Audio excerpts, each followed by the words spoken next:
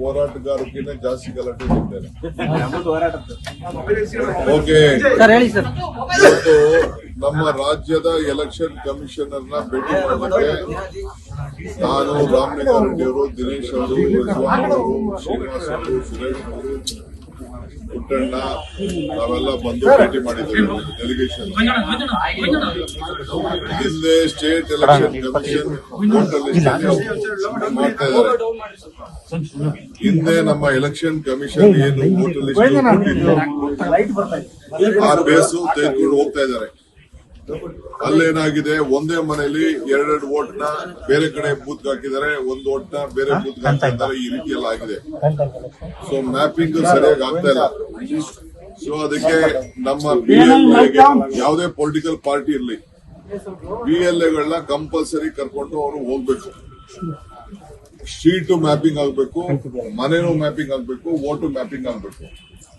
ಆ ದೃಷ್ಟಿಯಿಂದ ತಾವು ಏನು ಹಿಂದೆ ಲ್ಯಾಪ್ಸ್ ಆಗಿತ್ತು ಕೆಲವು ಕ್ಷೇತ್ರಗಳಲ್ಲಿ, ಕೆಲವು ಬೂತ್ಗಳಲ್ಲಿ, ಅದೆಲ್ಲ ಸರಿ ಆಗ್ಬೇಕು. ಇದನ್ನ ನೀವು ನ್ಯಾಯಬದ್ಧವಾಗಿ ಏನು ಕಾನೂನು ಚೌಕಟ್ಟಿನಲ್ಲಿ ಮಾಡಿದ್ದಾರೆ, ಯಾವುದೇ ಪೊಲಿಟಿಕಲ್ ಪಾರ್ಟಿ ಇರಲಿ ಅವ್ರನ್ನೂ ಇನ್ವಾಲ್ವ್ ಮಾಡ್ಕೊಳ್ಳಿ. ಎಲ್ಲರನ್ನೂ ಮಾಡ್ಕೊಂಡು ನ್ಯಾಯಬದ್ಧವಾದಂತಹ ವೋಟಲ್ಲಿ ಈ SIR ಮಾಡ್ತಾ ಇರೋದ್ರಿಂದ ನಾವು ಜಾಗೃತರಾಗಬೇಕು. ನಾನು ಎಲ್ಲ PLAಗಳಿಗೆ, ಎಲ್ಲ ಪೊಲಿಟಿಕಲ್ ಲೀಡರ್ಸ್ಗೂ ನಾನು ಹೇಳ್ತಾ ಇದ್ದೀನಿ, ಕೆಲವರೆಲ್ಲ ಬಹಳ ಮಿಸ್ಯೂಸ್ ಮಾಡ್ಕೊಂಡಿದ್ದಾರೆ. SI ಮಾಡೋಂತ ಸಂದರ್ಭದಲ್ಲಿ ಹಿಂದೆ ಎಲ್ಲ ಯಾರು ಫಾರಂ 7 ಕೊಟ್ಬಿಟ್ಟು ಡಿಲೀಟ್ ಮಾಡಿಸೋದು, ಆ ಕೆಲಸ ಕೂಡ ಎಲ್ಲ ನಡೆದಿದೆ.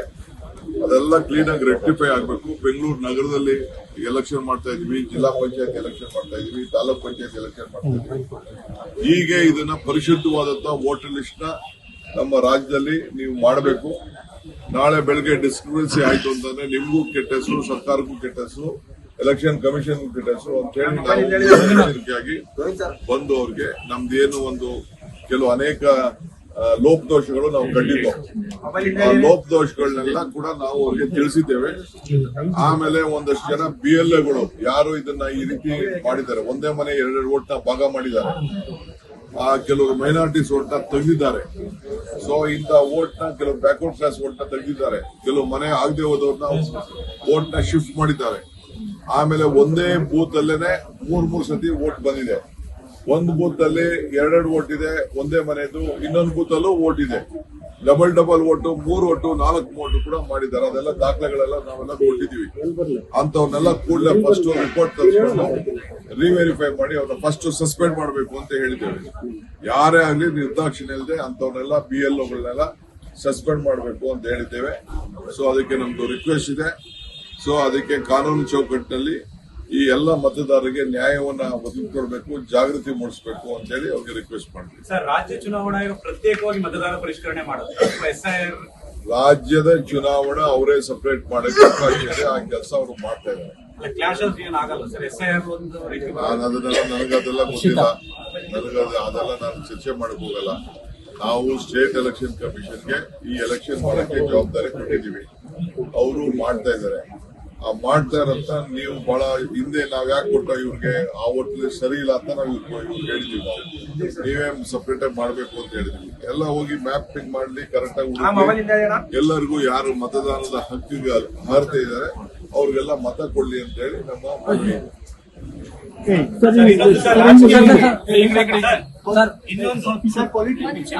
ಸಚಿವರಾದಂತ ಎಚ್ ಸಿ ಮಾದೇವಪ್ಪ ಮಾತು ಹೇಳಿದ್ದಾರೆ. ಬಾಲ ನಾಯಿಯನ್ನು ಅಲ್ಲಾಡಿಸಬಾರ್ದು, ಹೇಳಿಕೆ ಕೊಟ್ಟಿದ್ದಾರೆ. ನಾಯಕತ್ವ ಗಟ್ಟಿಯಾಗಿದೆ ಅಂತ ಹೇಳಿದ್ದಾರೆ. ನಾಯಕತ್ವ ಇದ್ದಾರೆ, ಚರ್ಚೆ ಇಲ್ಲ ಅಂತ ಹೇಳಿದ್ದಾರೆ ಸರ್. ಎಲ್ರಿ ಐತೆ ಚರ್ಚೆ ಅಂತ. ನಾಯಕತ್ವ ಬದಲಾವಣೆ ವಿಚಾರ ಚರ್ಚೆ ಎಲ್ಲೂ ಇಲ್ಲ. ನಾನು ಮಾದೇವಪ್ಪ ಉತ್ತರ ಕೊಡಕ್ಕೆ ನಾನು ತಯಾರಿಲ್ಲ. ಯಾರಿಗೂ ಉತ್ತರ ಕೊಡಕ್ಕೆ ನಾನು ತಯಾರಿಲ್ಲ. ನಾನು ಹಿಂದೆ ಹೇಳಿದ್ದೀನಿ, ಇದು ನಮ್ಮ ನಾಯಕತ್ವ ವಿಚಾರ ಸಿದ್ದರಾಮಯ್ಯ ಹೇಳಿದ್ದಾರೆ, ಖರ್ಗೆ ಸಾಹೇಬರು ಹೇಳಿದ್ದಾರೆ.